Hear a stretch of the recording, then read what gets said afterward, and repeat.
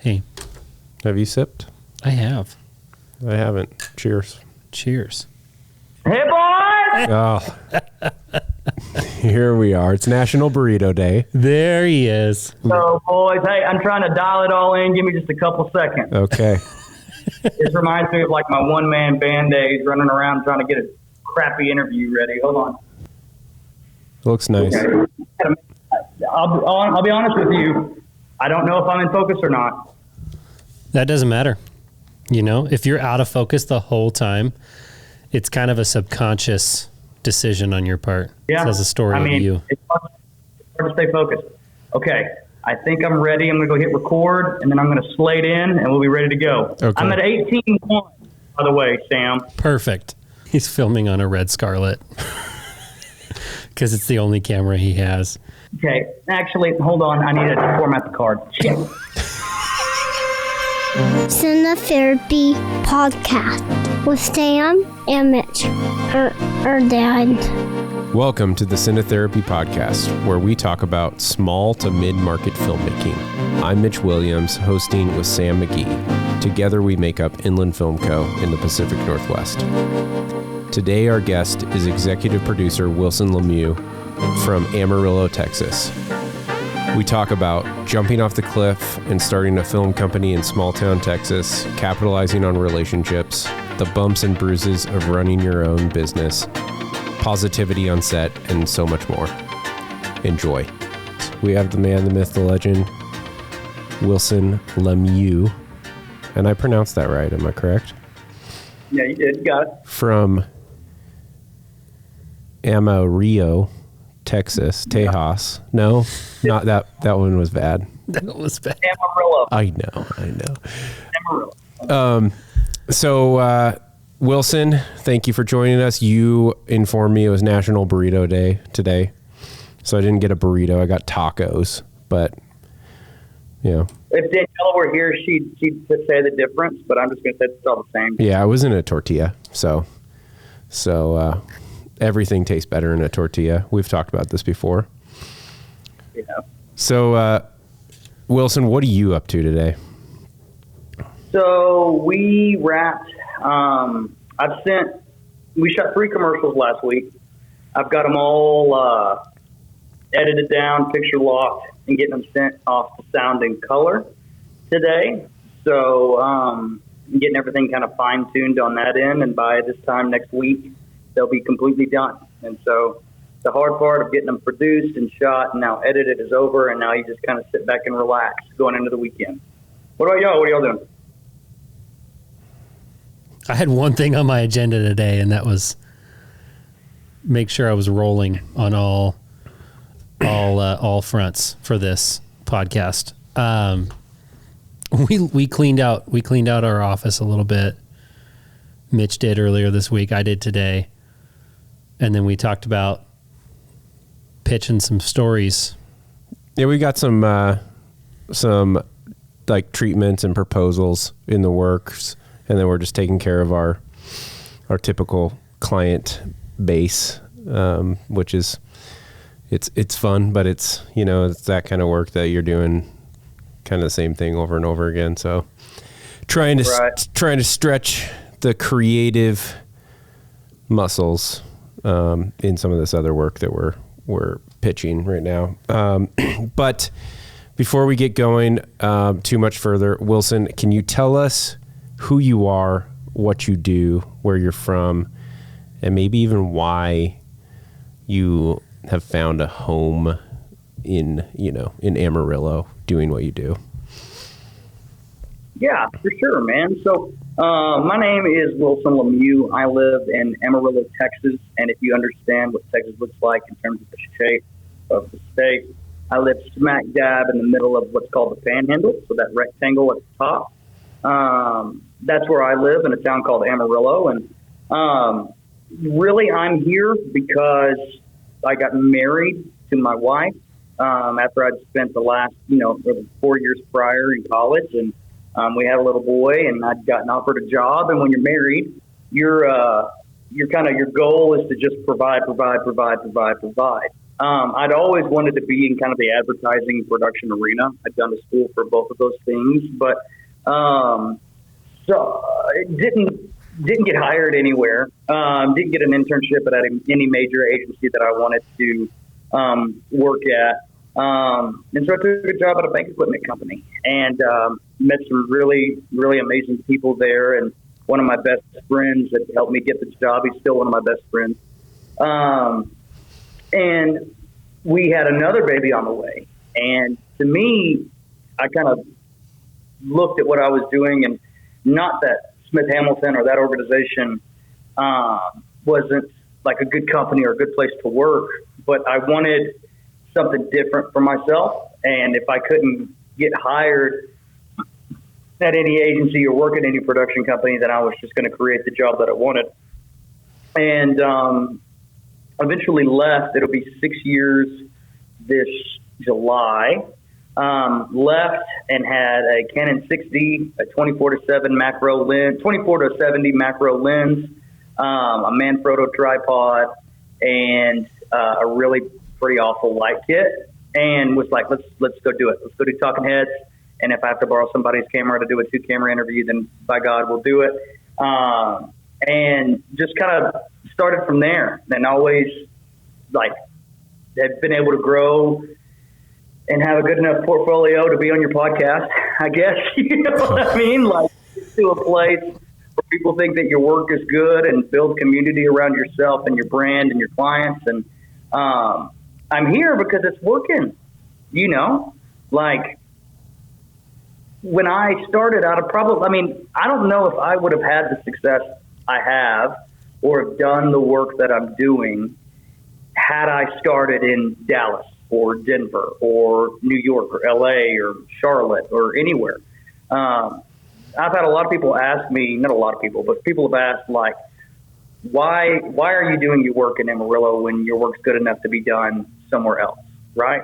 And my answer to that is my work's not good in spite of Amarillo. My work is good because of Amarillo.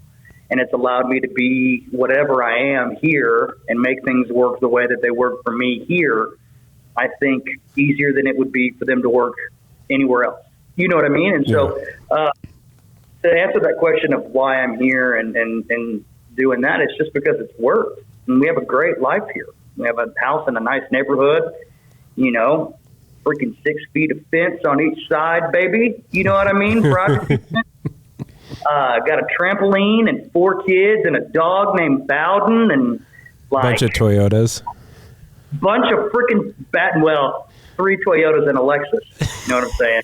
97 leather interior, baby. Affordable luxury. 4-wheel drive. That's a big deal. Triple lock.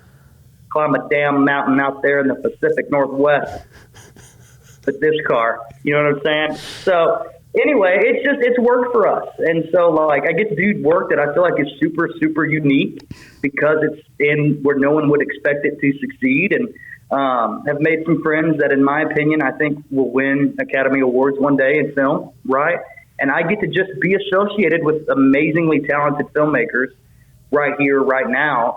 And I get to bring that in some ways to Amarillo while also hopefully raising the standard of what commercial and film production should look like in the city.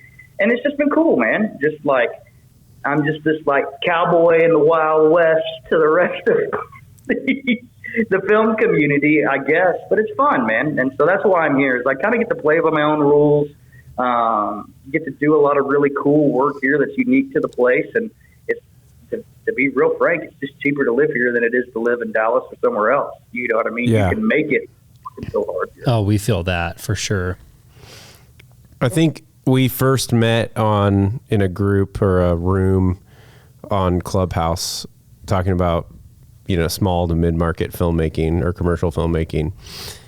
And you had chimed in a lot about that on the cost of living. Another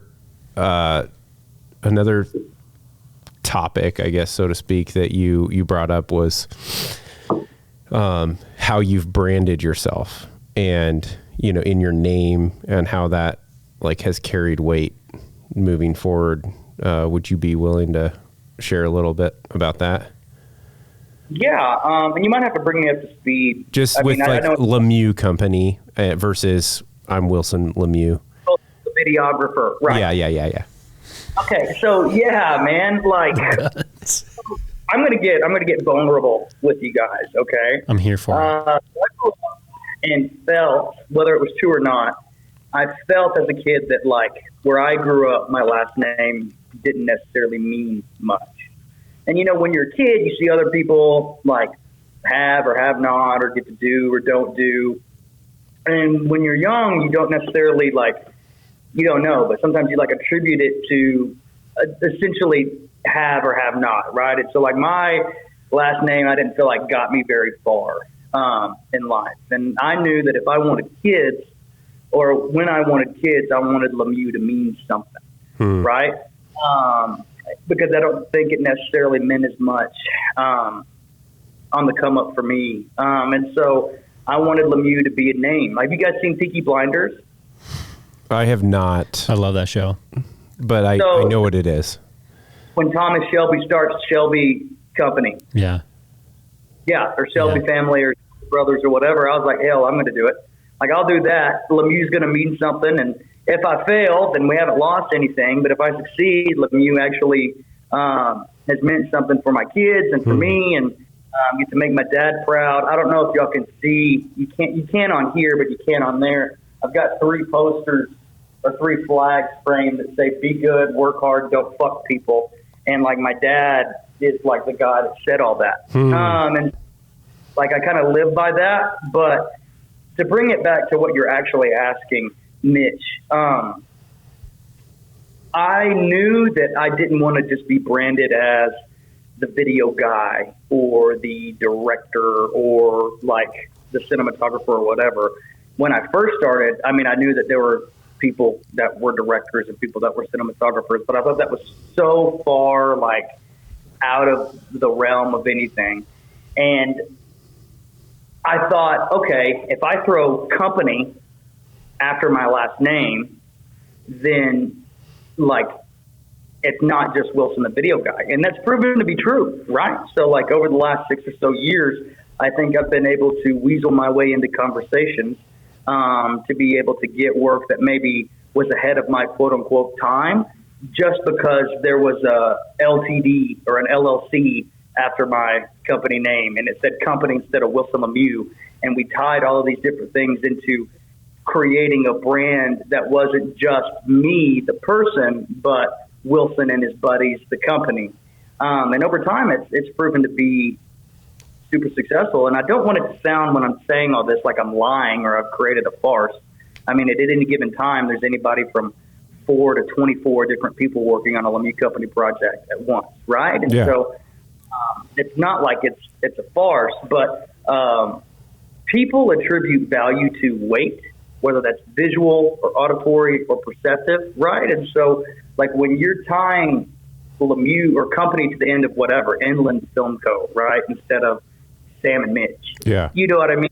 Where you're tying group after Richards, which was like the Stan Richards group.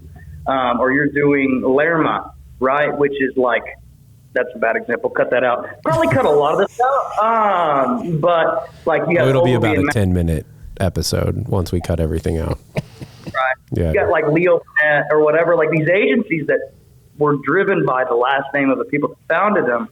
And then you throw a group or collective or company or whatever on the tail end of it. I think people just necessarily, or people just kind of gravitate to, okay, they're worth a little bit more now, instead of it just being flappy with a camera. And so when I started, I was really intentional on branding myself as a company as opposed to just Wilson the video guy, because I wanted to make more money.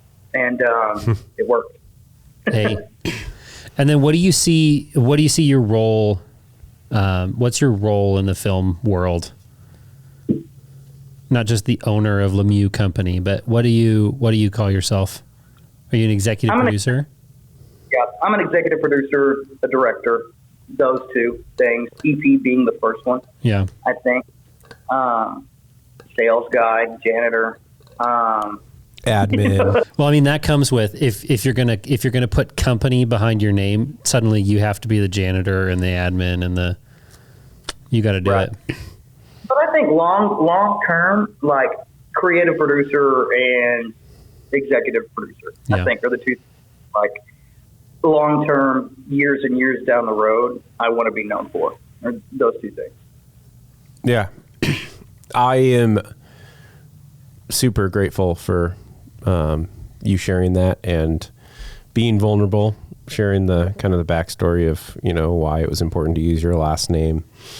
I think that's powerful to anybody that may be listening who's calling themselves a freelance videographer or a freelance filmmaker or just going by their name. I think your story holds a lot of weight. And I've heard you a number of times, you know, be to some degree self-conscious over like, it's not a farce. Like, we know it's not a farce. We look at your work. It's freaking bomb. And I was going through your website today before we had this call, watched the Cavernous, right? Recruitment film. I've seen your Low Keys. I've seen your I Am Amarillo. Watched the Amarillo National Bank 30-second spot. I mean, you do killer work, and your work speaks for itself, and you should be proud of it. So yeah, and don't if somebody thinks it's a quote unquote farce, that's on them. It's not on you. So thanks, guys. Yeah. That's very kind. Well, and I also just learned the detail that I took from your story, that you wanted your name to mean something for your kids, which I think is super honorable and also challenged me, because I don't really think about, I haven't thought about until you said that just now. What does my last name mean for my kids? Because I think we can drive a lot of weight, even if it's just subconsciously as kids. You just said you know, your last name you felt didn't have much value. You felt that as a kid. And so now you forced me to think about, what is that like, as my son and my daughter get older and they start feeling or comprehending like a weight to the family name. You're making me think about what that means. Well, and I would also say this, Sam, you probably don't have to think about it as much as I think about it. I think that might be a necessary kind of like character in myself. No, I get that. I guess I've just never thought about it. And I think it's a valuable thing, because then I started to think about what does my last name mean to me in like my kid mind, you know, like growing up, what did I feel like it meant? So that's cool. Well, I just thought it was a cool detail. Thanks, man. Yeah. Thank you for sharing. Yeah, I was curious, for us, like for our own sake, you know, you've made in our conversation some references to the fact that Sam and I are kind of a two-man team and crew, and we do a lot of we wear a lot of hats in our pre-production and post. And you have found a really cool space in being like that EP and director when you need to be, but bringing on, you know, that 4 to 24 person crew. Can you share with us a little bit about, like, you know, you didn't go to school for this specifically. You didn't go, you know, having work for an agency. How has that like process been, like growing to like your level of confidence, or has the level of confidence always been there? You know, how have you learned along the way? Like where have you messed up? Like where have you kind of seen that you've failed, but like learned something from it? Man, that's loaded. It's a lot. But no, I'm curious. 24 part question. Yeah. Here. So, no, I mean, you go through, so I don't know if you guys have like a faith base or whatever, but I'm a Christian, right? And so us too. I feel like God has walked me through ever so slightly, right, along the way over the last 6 years. And through grace, I've been able to get where I'm at, right? I will say that I've always been a cocky little shit, right? Especially once I got to college and figured out that all I had to do was show up and do better than 95% of the people that I'm like going to school with. And so in college, I was kind of always the video guy and was always kind of like the creative lead on projects. And I was 20 years old and I was on the National Student Advertising Competitive Team, which is like a national thing, but I was there at WT. And so I ended up like creating the creative campaign for a mock advertising deal for Nissan. And we got to go to nationals and I was pitching to people at TBWA Day and like the people that run Nissan North America. I was like, well, shit, baby, I'm pretty good at this, I guess. Let's ride. And so I liked video because it was easily tangible, easy to see. Oh man, I can tell what's good and what's bad really quickly, right? And so that was kind of like what I really wanted to do. And then when I got started, you get the bumps and the bruises of doing business on your own. I'll never forget. I can remember my first video I sold for $600. And I showed up and I made it and I did the thing and forgot to bid for music licensing, which was more than the entire effing video. In general.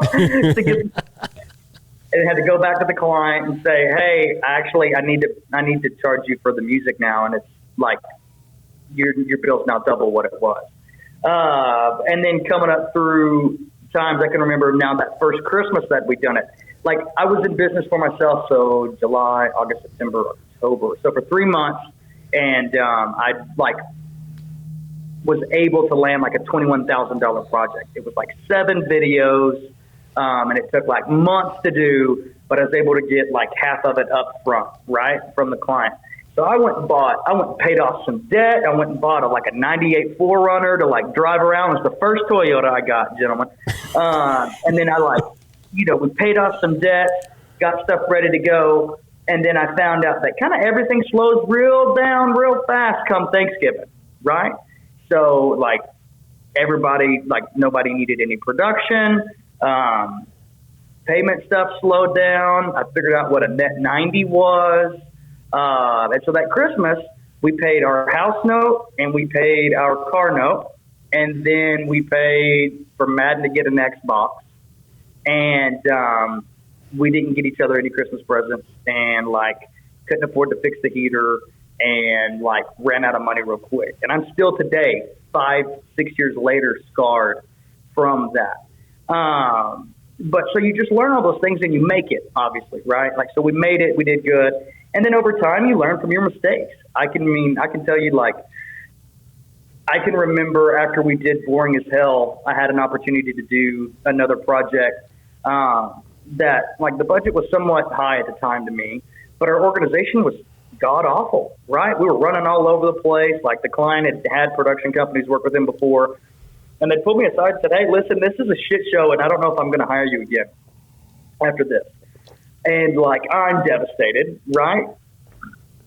And long story short, I get to come back and we get to do work for them, and it's good. But, like, grace more than anything else, people teaching me, giving me that quick bite, right, of, like, hey, this is ass.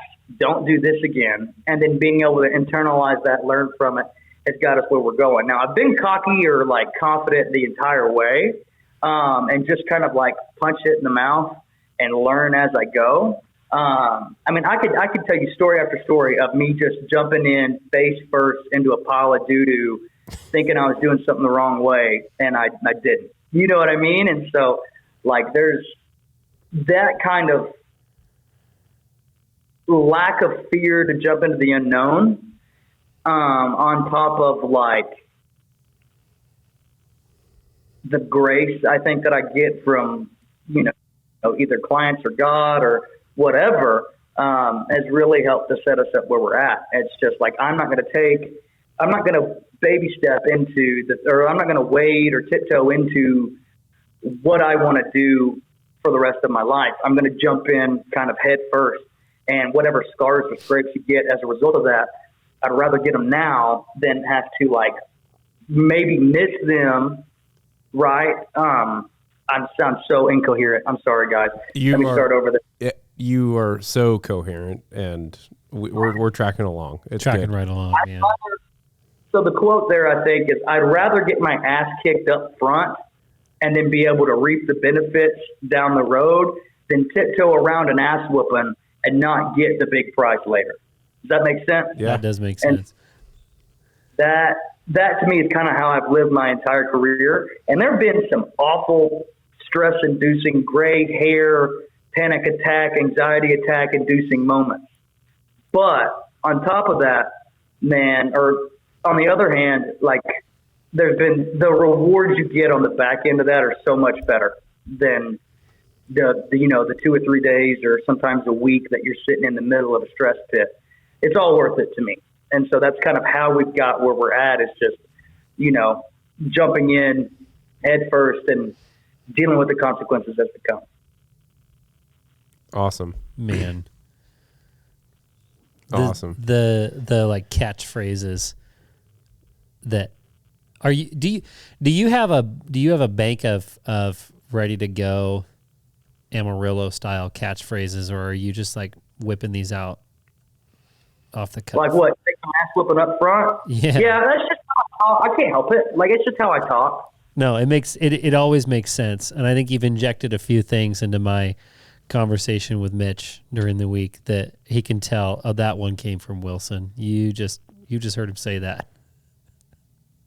Well, cool. You wrote the script for the I Am Amarillo, right? So I inspired the script. I made it modular.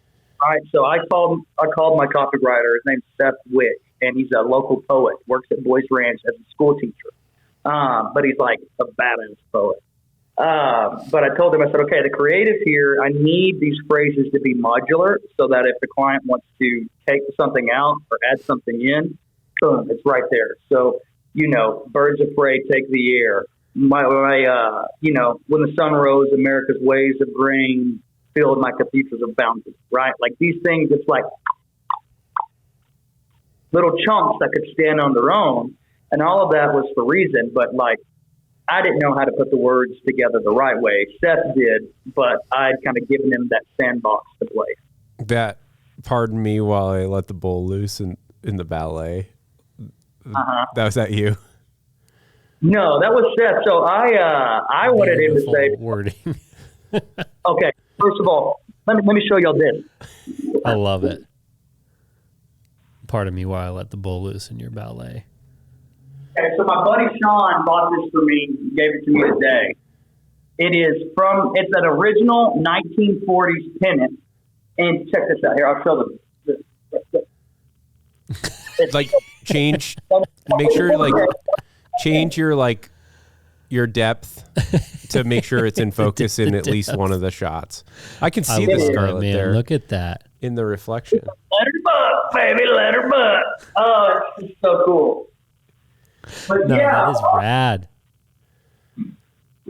I love a that. lot of us talk like that around here. I can remember one time I was in college,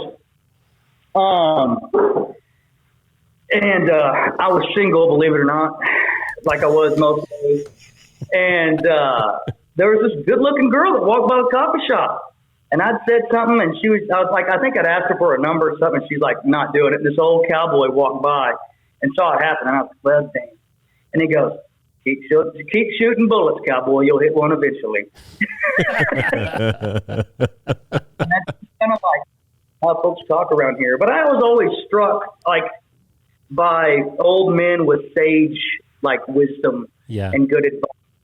And, like, they could always boil down the big point into, like, a 3 to 4 word or sentence saying.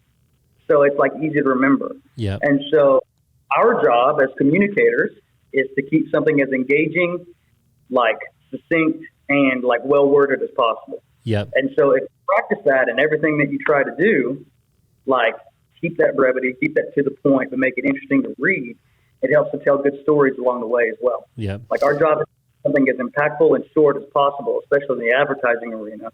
And so I don't want to act like I think I'm smarter than I am. No. I think that's a really good parallel or, noticing the serendipity there of those old Texas cowboys who have boiled life down to these little bites these little sound bites that make sense. And they hit these college students, walking by a coffee shop, and he just throws that out there and keeps going. And it impacted you still to this day.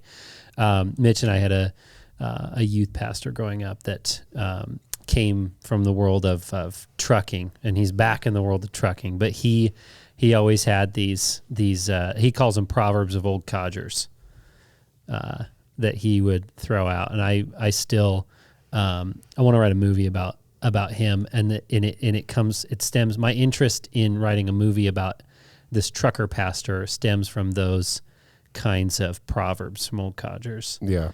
And I think that's why I got in so much trouble with trying to write something pithy on Instagram and trying to boil down what I'm trying to say even farther and farther and farther. Cause I want it to sound like something that an old Texas dude said, and it just never did. It was too complicated, too vague, and I was never satisfied.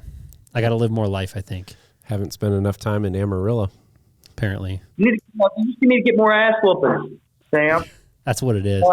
I feel that. That's the problem, is that I think that's what it is.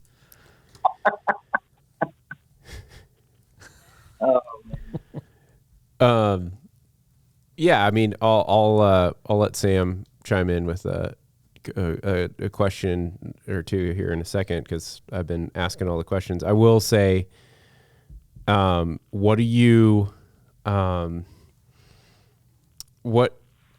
tell me a little bit about, what it's like. You mentioned early on about you got married, took you to Amarillo, and you saw yourself as the provider, like being a filmmaker and being in that space where you don't know when money's going to come or when it's going to not, and having that, situation where you can't pay to fix your heater. You said it still scars you. Like, I might be asking you to get vulnerable again, but can you talk a little bit about what it's like to be a parent of 4, a husband, and running a business in our industry? Well, brother, you can't do them all good at once, right? You can't do them all well at once. That's for sure. And a lot of times I'm not doing too well, and then sometimes I'm not doing any of them well. But like, I don't know, man. I'm sure people do it and kick ass. But I wanted a hot wife. Boom, nailed it, got it. Wanted some kids. Boom, got a couple more than I thought I was going to get. You know what I mean? I wanted to own a company. Boom. Then it was like, okay, I want my stuff to be good. And so there's some things, right? Like you go to college. I'm going to go and get my degree. Okay, boom, that's done. I put that in its box and I set it away, right? Talk to my therapist about this. And then you want to get married. Boom, checked it off the box. Boom, here it goes, married. Wanted to start my business. Boom, checked it off the box. Going to be married. Or, put it away, file it away. Boom, I want to make good stuff. Okay, that changes every time. You know what I mean? I want to be a good dad. Well, that changes. I mean, being a good dad is a moving goalpost at times. Yeah. You know what I mean? And you have 4 different ages to right. And all of their goalposts are changing. So it's like, yeah. I want to be a good husband, and Lord, I can't never make that woman happy. Just kidding, sweetie, love you. But you want to be good or great or wonderful at all these things, but there's only so much of you as a human. And so sometimes the past 2 weeks, I feel like I've been a really great business owner because we've got a lot of work. And I'm getting that moved and taken care of, and getting homies paid and getting things edited and sent off and making sure everybody's happy, all that. But I come home, my wife's like, it's your turn to hold the kids. Also cook dinner. Also, I'm going to go run. I'll see you later. Right. And then it's like, okay, well, the kids want a dog, so we pay for a dog. And then it's like, okay, now I got to clean up shit every day. But like, they're happy. You know what I mean? And so it's like, with Madden, he's 11 years old. He'll be 12 in October. So what Madden needs from me as a dad is a lot different than like what Alden needs from me as a dad, who's our youngest, right? And what Alden needs is a lot different than what Florence needs, who's 3. And then Nora, who's 5, she needs something different from Dad than all of them people. And then what my wife needs from me is like her partner and her husband and like her boo. Like, she needs different things from me. And so, like, my life, I would say I'm being a lot of things to a lot of different people, and it carries with it a certain amount of weight. But the only thing you can do is focus. And so when you've got all of these different things that come out from you, whether that's kids or your relationship or your buddies or your work, like, you have to be intentional about being in the moment in every single one of them, right? And at this stage of life right now, some of those things suffer, and I can't be intentional, right? But that's where grace comes in, is clients or friends or people at work that understand what you're going through, a wife that understand what you're going through, kids that are like, man, my dad makes Harry Potter movies. Don't tell him I don't. Like, all of those kind of things, like, be as best as you can be in the middle of them, and then just be thankful for the grace that people show you. And if the folks aren't show you grace, that's one of two things. One, you either don't need to work with them or worry about them, or two, you need to really look inside yourself and realize that, like, where you're screwing up, because grace is great. Grace is awesome, and like, I'm thankful for it. But I mean, what's it say in Romans? We don't sin, so grace abounds. Right. You know what I mean? Don't take advantage of that grace. And when someone's fed up with your bullshit, have the kind of like humility to look inside yourself and say, okay, cool, maybe I need to work on something.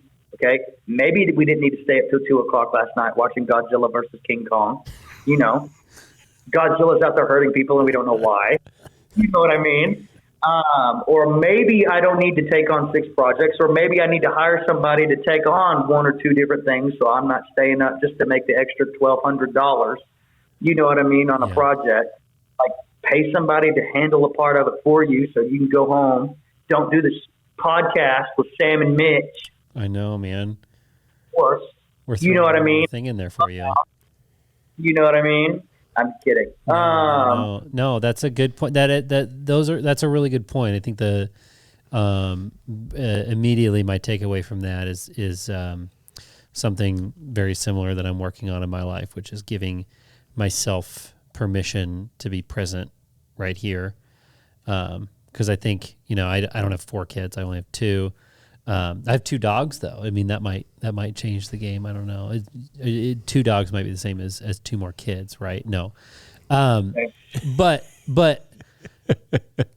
the point of like, just all you can do is be present.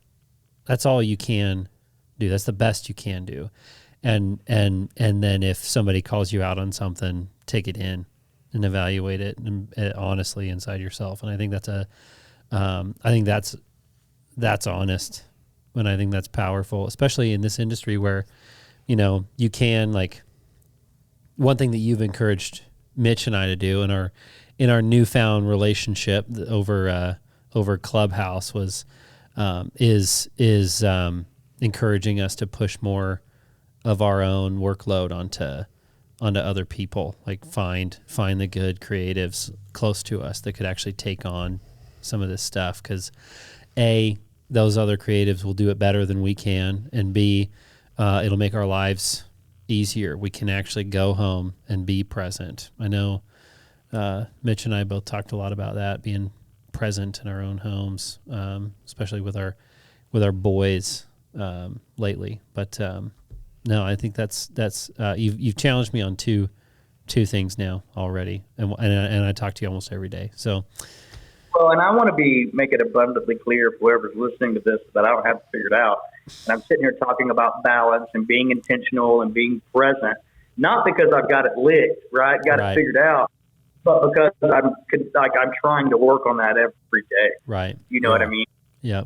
The people closest to me will tell you, man, I'm a bitch to like put up with for a little bit. You know what I mean? I'm hard to be married to. I'm hard to be like really close to. Does that make sense? Yeah. Like we're having a good time, we're having fun, and this is great. But I guarantee you, if I'm at your office every day for 3 weeks, y'all are going to hate my ass by the time it's so like said and done with. So I'm not saying this by any means at all to make it sound like I've got it figured out or have. No, I think I think I feel that, and I mean, you know, you know that Mitch and I are brothers-in-law, so we're fully versed in the experiment of getting to know each other and being good business partners, good business owners, and also finding the balance of family. You know, I mean, if we're going to work together every day for however long, I mean, it's been 5 years now, almost 5 years. Yeah. You know, you got to be able to accept the other person for being a turd. Y'all bleep out cuss words on this thing? I think this might be our first episode that's marked explicit. Yeah, we've don't do that. That's Why are you apologizing? We curse. We texted about. We this. are Christians who also curse. I love Jesus. Yeah. I found an Instagram profile called that, like Christians who like to curse a little, or Christians something like that. We talked about that a lot. Like, what do we want this podcast to be? Because I know we've just never like landed on. We've landed on. Okay, well, let's just not do it, just so that we don't get the explicit marker on iTunes. But then at the same time, I know that we don't necessarily care to hold that. Yeah. Strictly. So you're doing us a favor by blowing the doors wide open. Are you getting another beer? I'm so happy that we're talking to you. So it's a Michelob Ultra. Low carb, keeping Baby. What'd you say? What'd you say? I was just wondering what we're drinking. You going with the Michelob Ultra? Look at you. I was right. Look at you. Lime and prickly pear cactus. That's right. Okay, I have a hard stuff over here. So really quick, I want you to go wherever you were to go. But to add to that, I used to listen to the Film Riot podcast with Ryan Conley. I haven't listened to it in God knows how long. I don't know if he's still doing it. But he mentioned that work-life balance at one point, and he said something along the lines of, at the end of every day, when he tries to make one memorable moment with his kids. Like that's kind of like his goal at the end of the day. And so he has that, like he had that moment a day or minute a day app where he posts a picture or whatever, and it helps him go back and remember these moments. Like here I am, my son's 6, and I'm still listening to books and trying to figure out how to be the best dad while also being the best husband I can, and being co-owner of a business, and wearing all these different hats. And I think I don't know if we'll ever achieve greatness in all of those aspects. And so for you to say, I don't have it all figured out, I didn't assume you did, Wilson. I got to be honest. If you did, I'd be asking how. Yeah. Sorry, buddy. I don't think that how.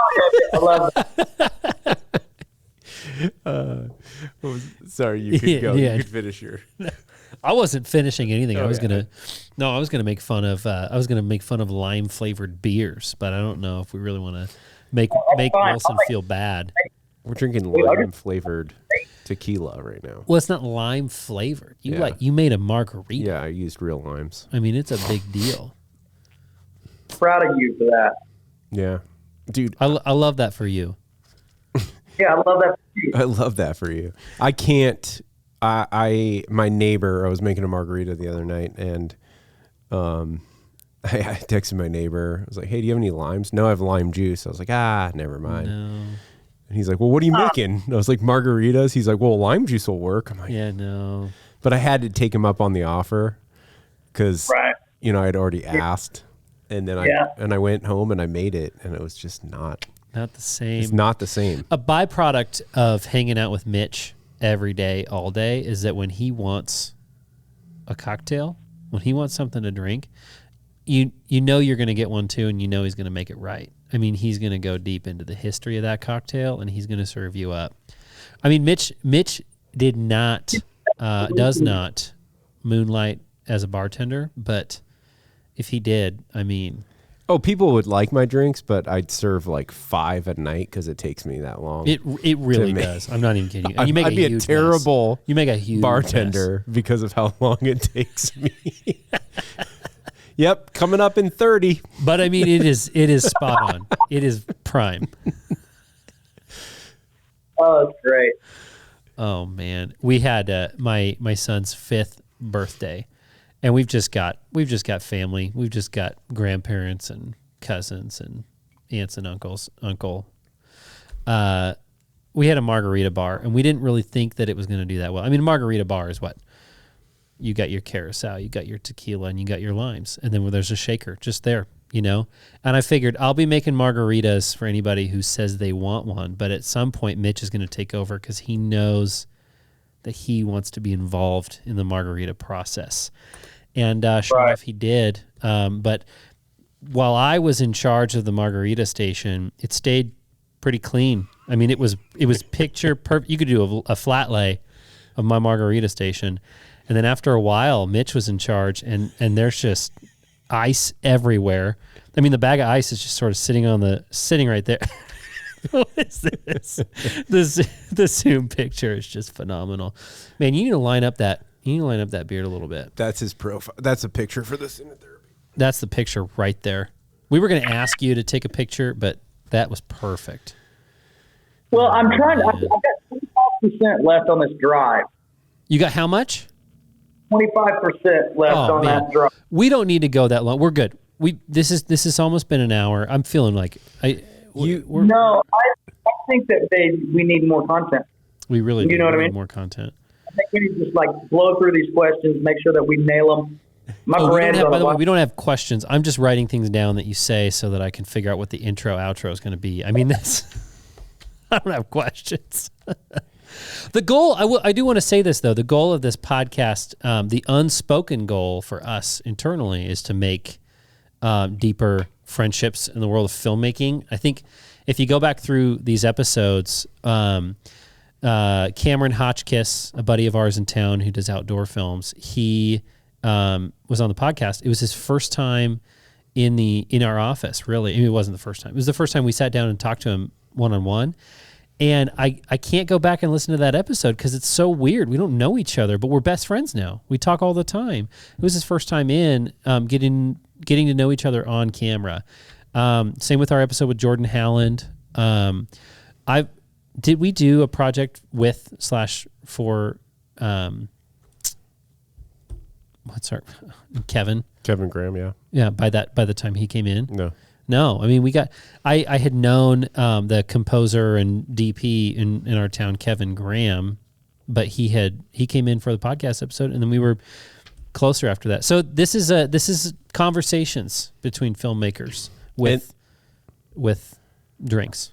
And the other side of that is making relationships with other people that work in, those small to mid markets. There are, plenty of podcasts or websites, places for people to go to find, celebrity status, like filmmakers, like those big market, LA, New York. Right. or directors being interviewed on big time websites, giving you whatever they want to give you or whatever they're willing. Anyways, this is a way to hopefully expose to the rest of the world that there are a lot of us doing some pretty rad shit. Yeah. Well, I think that, man, I was talking with JP about this last week. And like, yeah, dude, I want to make a national Super Bowl spot, right? Like, that's like my goal. I want to be involved on like the biggest, the baddest video film type of advertising there is. Like, I want to be associated with like really, really, really good creative stuff, right? Yeah. And I want to make it while I'm doing it. And like, you know, if you were to talk to Wilson 5 years ago, he'd be blown away with what he's been able to do, right? Like, I think that, like, I when I take a step back and I look and see what we've been able to do, I'm really proud of it. But then there's always, you know, we talked about the moving goalpost, right? Like, you see the work that your friends or the people you're connected to are doing, and you're like, damn it, like, why can't I get there? Why can't I do that? But lately, and I think COVID had a lot to do with it, there's a lot about just kind of kicking as much butt or ass or whatever as you can where you're at. And I like that song.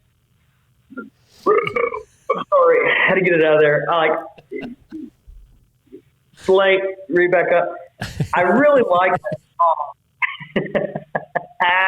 I'm sorry, guys. I really like that song by M83. I think it's like Intro or whatever, but they have that line, right, where they go, I'm the king of my own land, right? And like, that doesn't mean like I'm the king of Amarillo or I'm the king of West Texas or whatever. But to me, like, I get to do the best of what I can do here in my home. And no, it's not Toyota. No, it's not Apple. No, it's not insert national brand X, Y, or Z. But it's the best Loki spot you'll ever. It's best, like, we're doing the best body shop spot you'll ever see. And by God, I've got the best local bank ad I think anybody will ever have, right? Or we're doing the best mental health animation cartoon that any small market mental health whatever will ever be, right? Like, we're doing the best stuff for nursing homes in Amarillo, Texas, right? Like, whatever it is, no, it's not the national brand, but it's as national as it can be. And we could just do it right here.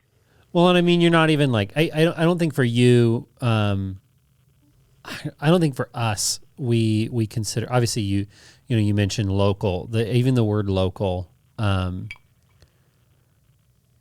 it has a stigma on it in the world of filmmaking.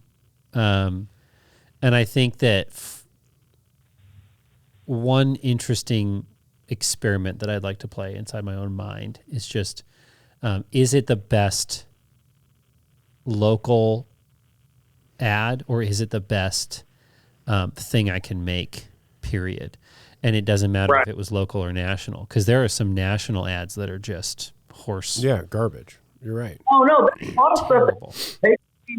The media buy is not tied to the quality of execution. I would look at your stuff and not assume that was all local stuff. It blows my mind that that's a local bank, that's a local body shop, that's a local whatever, because I didn't care. I saw it and I thought, oh, that's something I aspire to make right there. It didn't matter how big your client is, you know. Right.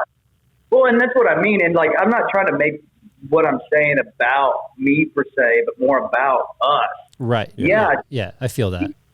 Well, we could go to LA or New York or wherever, right? Big market X, Y, or Z, and be a drop in the bucket, probably, right? Yeah. To a lot of people comparably. But there's something to be able to do what you want to do your way, by your rules, where you're at. That, like, I mean, it's kind of awesome. Like, Loki's Body Shop said, yeah, cut loose. Go do whatever. We're sure we love it. Yeah. Complete creative autonomy, right? Like, absolute autonomy to be able to make the ad. Yeah. Same thing with, like, the Amarillo spot. I pitched the creative, and he wanted me to stay to that creative, but he's like, yeah, do whatever you need to do. Go make that happen. You know what I mean? Yeah. Like, there's, like, you don't get that with a national brand ever. You will never get that. No, because they're gonna have their like specifics. It's usually already Yeah, it's usually already written. Yeah. Like you. I mean, unless you're Ryan Booth kicking down the door Welch's saying we need to make a horror film as an ad. Even then, in his like treatment workshop that I watched, like Barton and Graft, the agency had already done a lot of that upfront work on like that it's going to be a horror film. You just tore I know down I crushed. You crushed I it. crushed it. Crush those grapes. Crushed those grapes. I'm just waiting. My phone's sitting here, and I got a notification from Clubhouse. I was waiting to see Wilson on Clubhouse right now. While we're I've been on Clubhouse for a minute, but I feel like people. Wow, man. Wow. Speaking of, how's Premiere working for you? Yeah, how's Premiere working for you? Yeah, it works though. Y'all were there with me through that. We're glad we did that together. It was a bonding experience. Us and Modique. Modique. I don't think it was Modique. It was. What was it? It wasn't Modique. It was Modique. I said, Modite. Yeah, I'm sorry about that. Oh, Modique.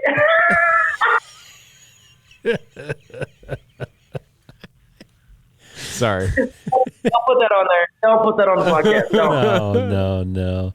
I got back on Clubhouse just to surprise you. That's all I wanted to do. And I hopped in there. You were asking a Premiere question. Hey, I don't know how to do this in Premiere. Something's working up. And I got in and I said, I don't know how to do it. And you kicked me out. And then you said, I'm sorry, Sam, come back in. And then I said, okay, I do know how to fix your problem. Download Final Cut and start over. And then you kicked me out again. I mean, I just felt like everything I was throwing out, all my good ideas. Starting over in Final Cut is something I'd be pretty pissed off. Pissed off about. He literally kicked me out and said, "Where's Mitch? I want to talk to Mitch." No. First of all, it wasn't that mean. And I hope that you would know that I'm just playing. I do know that you're playing. That's why I'm telling the stories, because I know that you were playing, and it makes me laugh. It made me laugh so much that I went home and I told my wife, and then my wife was like, "You're on Clubhouse again? Oh gosh. Oh no." Yeah. What other things that could we wrap up with here? Like Wilson, do you have a question? I do have a question. 8%, just so you know. 8%. Oh, we got to go quick. You go, and then I'll go. We'll rapid fire this one. This is like kind of a yes or no. Keep it short. Do you have any interest in working in narrative someday? Yes, whether that's narrative, like brand storytelling, or short film or film, I do. Lemieux Company has already EP'd one short film that won New Orleans best. It was best in New Orleans Film Festival. It's a film by a director named Abraham Felix called Change that will be out sooner than later. So yes, I am whether that's directing or just producing narrative work. Yes. Sweet. Yes. Sweet. Okay. So to piggyback on your question, because it was narrative film related, you have talked with us personally about your interest in the film industry is purely from an advertising standpoint, or at least it started there. So I'm surprised by your answer just now. What I love your answer. I love that for you. What directors or what movies have inspired you lately? Even though I expect that you won't have like you don't put a lot of weight, as far as I can tell. You don't put a lot of weight on narrative directors as far as like influencing your work. But what films or what directors have you been watching lately? I mean, I love Wes Anderson, and I think that's like such a basic thing, but I'll tell you why I love Wes Anderson, okay? From a branding and marketing perspective, you can look at one frame from one film and know who made it. Yeah. Wes Anderson has a very distinct brand of image that I think is uniquely him. And that's why I like where I thought you were going to go, but it made all of your work, even if you're just executive producing and somebody else is in charge of the creative, you saying Wes Anderson made all of your work make sense to me. Yep. Okay. So keep going. Okay, and then I like Nolan, right? I think like they're all like very basic answers, but I also like the Coen brothers, right? Like there's a short film that I'm wanting to write and do called Waste Not, Want Not, and I want it to feel like a mixture of the Coen brothers and Wes Anderson. Okay. So 4%. Have you watched any of the Coen brothers' early stuff or Nolan's? Probably not. No, I don't think so. Yeah, because I feel like some of the early stuff might have at least of the Coen brothers. I wouldn't say it's Wes Anderson, but what? Oh, Brother Art Thou is what I think about when I think of Coen brothers. Yeah. I think you talked about that one night. Yeah. Well, I don't want to have you like deplete all the battery.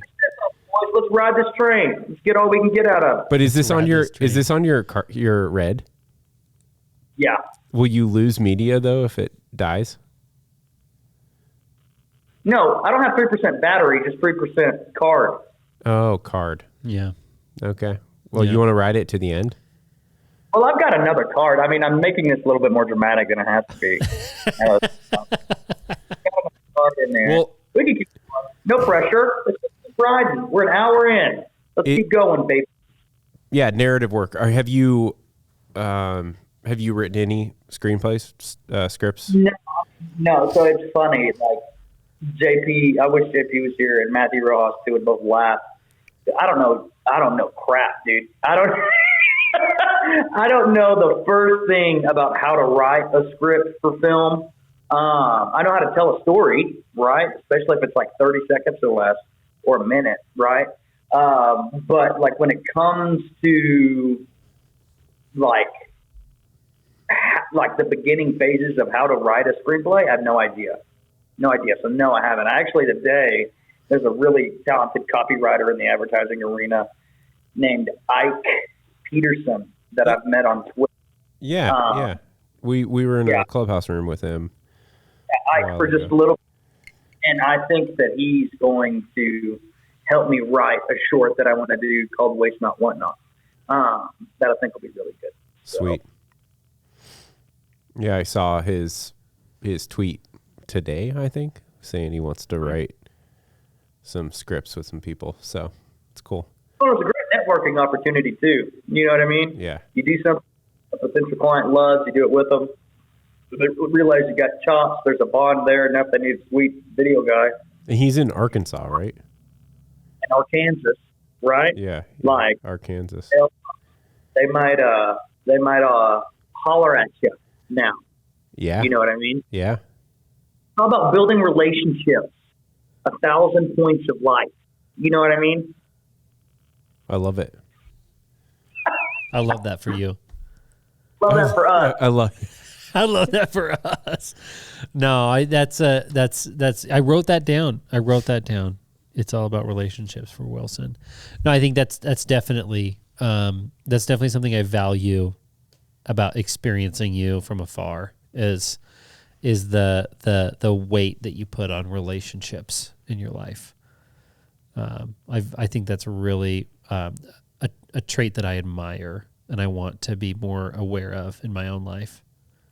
Well, and like I've always been, I think, a pretty relational person to a certain extent, right? And I think it behooves me, even unintentionally, to be that way in film or in commercial production or in advertising in general, because you ain't shit on your own. You know what I mean? And especially in film, like, yeah, cool, Mitch, you can direct everything, but you can maybe even shoot it pretty well too. But like, if you don't have a good gaffer, then like it's not going to be lit well. Even if you know what to do, it's going to take you 2, 3 times, 4 times as long. And if that gaffer doesn't have a really good key grip, then like it's not going to get hung well. And if that key grip doesn't have a really good best boy grip, then it's just going to take him longer to do it. And if that gaffer doesn't have a really good best boy electric, then the lighting plot, all that kind of stuff takes longer. And then if you don't have PAs, then you've got to spend time setting up crafty or whatever.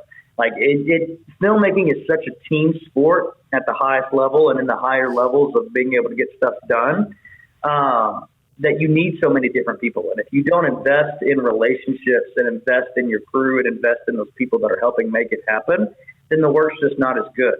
And however good or whatever the work that Lemieux Company has done, whether I'm directing it or Matthew Rojas is directing it or, somebody else is shooting it or whatever, it's good because people like working with me for one reason or another. And the things that don't turn out as good, I think it's because maybe like the relationship can get soured.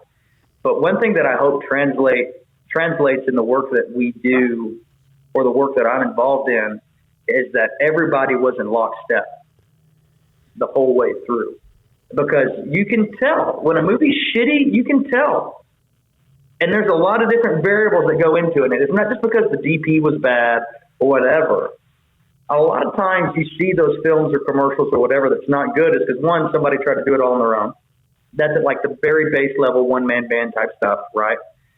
Or two, there's a communication breakdown along the way. And that shows up whether that's a lack of continuity or whatever. Or people were just in a typical bad mood. And they're going to ride your ass once you go over overtime. You're going to pay me more. I'm not putting up with this kind of stuff, right? Like, I think that a lot of times bad films are bad films, not just because of lack of creative vision, but because of lack of a positive culture on set.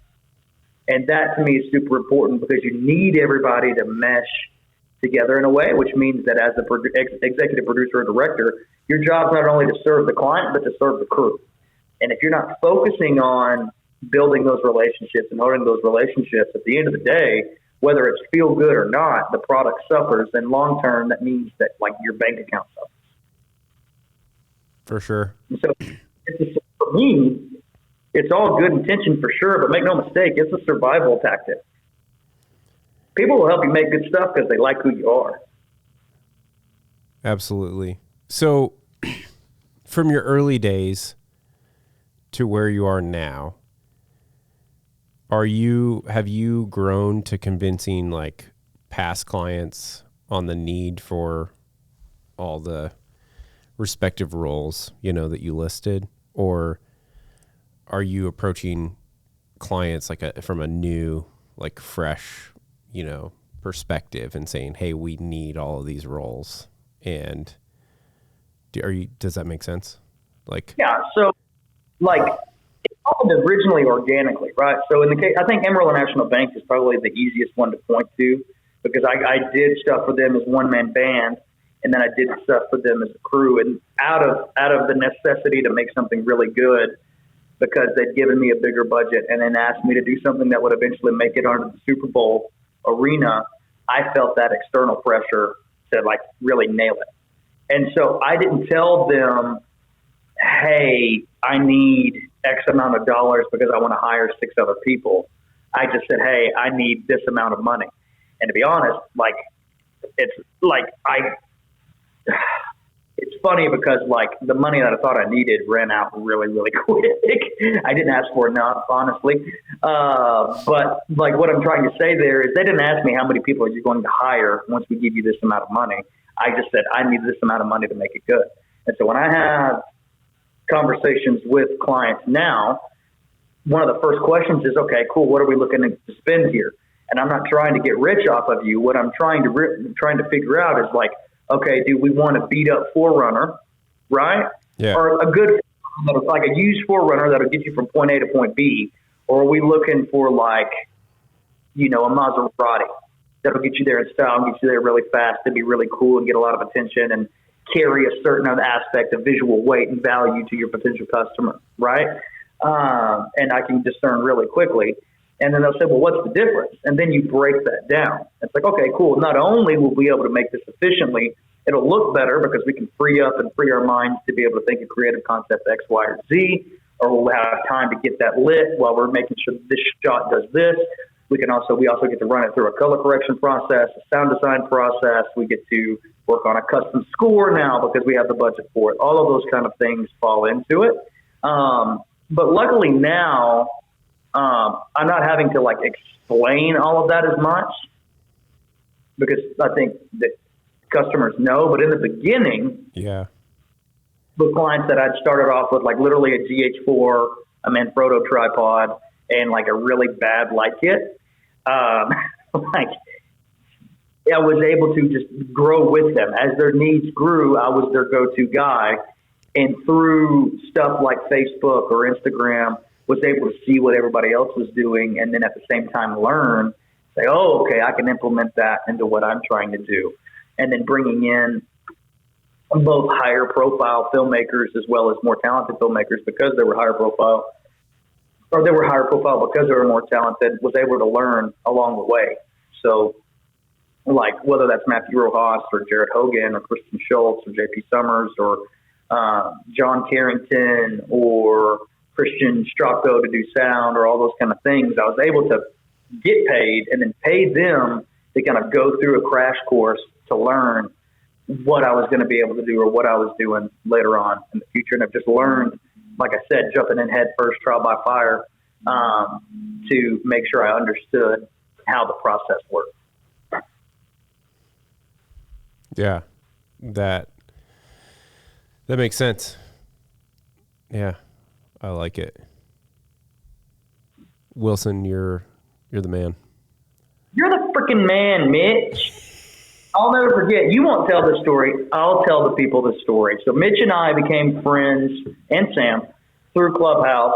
And then when Texas got hit with that blizzard, what was it, early February, mid-February? We got hit with a gnarly blizzard that like shut most of the state down. And while everybody down here in Texas was going through kind of their own personal or collective hell, Mitch had his own thing going on in the Pacific Northwest where his heater wouldn't work. And so we stayed on Clubhouse for hours while Mitch tried to keep his entire house warm with fireplaces. And I just imagine you like kind of like Little House on the Prairie with, what's that film with Leonardo DiCaprio, the bear? The Revenant. Like just those two things. He's like got a horse gutted. He's sleeping in it at night. Oh man. Yeah. In the living room. I'm just eating the bear's heart or a liver or whatever that was. Oh, dude. Survive. You know what I mean? Surviving. Yeah. I love that for you. I love that. I love that for us. I love that for us. Vibing in the wilderness. Just vibing. Oh, I love it. I love I just love that picture that was painted in your mind. It speaks to me on how, we might imagine things for, somebody down in Texas. So I rode a horse to the office today, by the way. Oh yeah. I'm sure you did. Well, I assume that you did because you're in Texas. You're in a small town. Yeah. I mean, you probably did. Actually, one foot on one horse, the other foot on another horse, standing as they both ran in tandem. Oh, my God. Down Main in Amarillo. And you did the splits. Yes. Comfortably. Yeah. Naturally in those skinny jeans. Do you actually ride? No, never ridden a horse in my life. Never in your life? Oh man. Never been on a horse. Okay, well, I feel that. Never been on one pony. Never been on one pony. Just the Toyota. Just the Toyota. A lot of horses in them Toyotas, though, baby. Let me tell you. I feel that. Let them buck now. I feel that. I'm a Toyota. My family's a Toyota family, but my wife comes from a Ford family, and it's a contentious thing.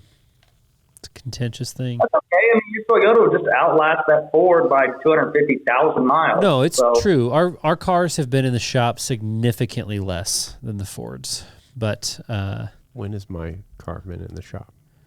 Well, I mean, you do have duct tape holding certain things in place. One item, and it's the gas door, the fuel door.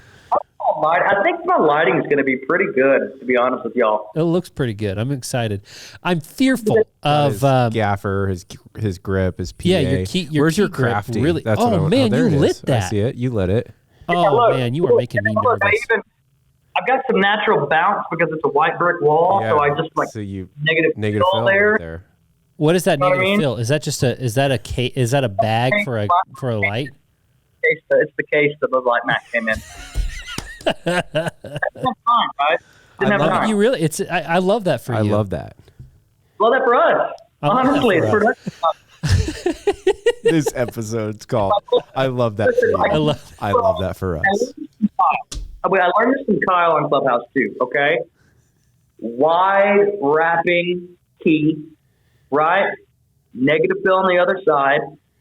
Shoot shadow side toward the subject. Pepper the background with light and dark objects. It's true. This image is not bad, boys. No, I'm telling you right. I'm proud. You don't need JP anymore. Look at you. By the way, we're gonna have JP on soon, also. So I'll show him. I love that for us. I love that. I love it for every one of us. Yeah. You should do me and JP at the same time. Well, that way we talk over each other, and I piss him off, but he'll act nice, but then be mad. I tried. See, I was thinking about that. I wanted to separate you two and then do a third episode where we're all together. Yeah, where it's all of us. Oh, I'd love that for us. Maybe we all just do something in Montana. You all fly up here, hang out. Montana. I mean, we're in Washington, but you know we've got some space. It took an hour and a half for you to finally break out, y'all. I mean, you've been infected by the Texan. You know, I throw it in there. Film Co. and Lemieux Company, we got to sponsor a filmmaker summit. Let's do it. I think that's a really good idea. We'll sponsor a filmmaker summit in Montana. Let's do it. Well, listen, y'all. I don't know if you're being sarcastic or not, but listen, it's out there in the wild. It's short for wilderness. Copy? Okay. I copy. Out there. I copy, and I'm not being sarcastic. I'm not either. The Inland Film Co. and Lemieux Company team up, and we bring in homies to come visit and teach, network, and learn. You know what I mean? To learn. And I like it. We have people submit short film scripts, and we judge them, and we decide which ones we're going to shoot. Or do we try to shoot one while we're there? Or we just try to shoot one. It has to be set in Montana. Has to be a short film. Has to be able to be shot in 2 days. Copy? And then whoever has the biggest reach is the random winner. It's not random. You know what I'm saying? Market to whoever has got the best influence in the film community. Then we leverage that relationship to recruit talent and customers, okay? Then we get rich. Me more than y'all, but we get rich. Okay? Listen, okay? Oh, I love it. We bring in Ryan Booth, give him $10,000. Okay? Okay, that was an accurate point. And what is Ryan likes you. Ryan he likes me. Huh? He likes me okay. Yeah, he likes me okay. You. He gave you some compliments, and he did. I think you didn't. Not on my work. You're just like, you're but you've spent this entire time talking about relationships being the biggest thing, and he liked you for you. Yeah, he liked you for you, and he wanted you to stop, worrying about getting so far ahead. And he did make some ageist comments, but he did. I felt that. What? He said, "You're a slow boy on Clubhouse." He did. I felt that. I love that for you. So what's the summit called? What is this summit called? I've got an idea. We're going to save that for another day. Oh, okay. Filmmaking for us. What it's called. For you. And for us. Filmmaking for you and for us. The conference. The conference. Love it. Videography for you. Video-ography. The conference for us. Oh, this is too good. Let's get rich and not you conference. That's what we should go.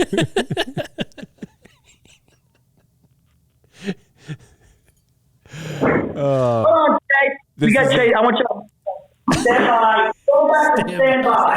Stand back and stand by. I'm just looking at how big those subway tiles are. They're big, man. This filmmaking we're doing. And look at the copper pipes coming out of the wall. Okay, what's that? Somebody else decided they wanted to pay him. Hey, guys. Hey, who is this? This is Chase. So Chase went to West Texas A&M University after I did Age Beauty. You know what I'm saying? Chase, nice to meet you. Nice to meet you.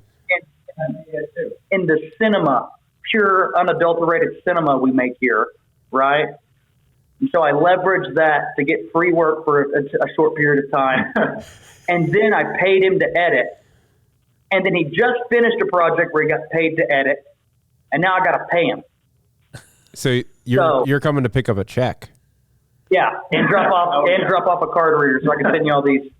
Chase, it's convenient that he's giving you the check after the bank closes, just so he has a little more time before it bounces. Yeah. I tell him, cash it. It's hot.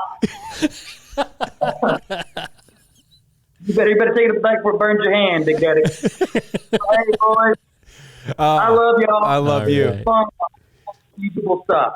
Hey, Man. we love your work and we love you. And Chase, I'm Mitch. This is Sam. And yeah, hopefully you can do some editing work for us some days. You know, as long as Wilson He ain't cute, boys. Okay. You better bring the money for him. I taught him well.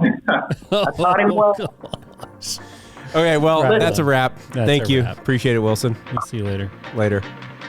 Dang. See y'all later. Talk to you Be later. good. You too. Be good. Thank you for listening to the Cinetherapy Podcast, created by Inland Film Co., produced by Ira Dern. That's a wrap.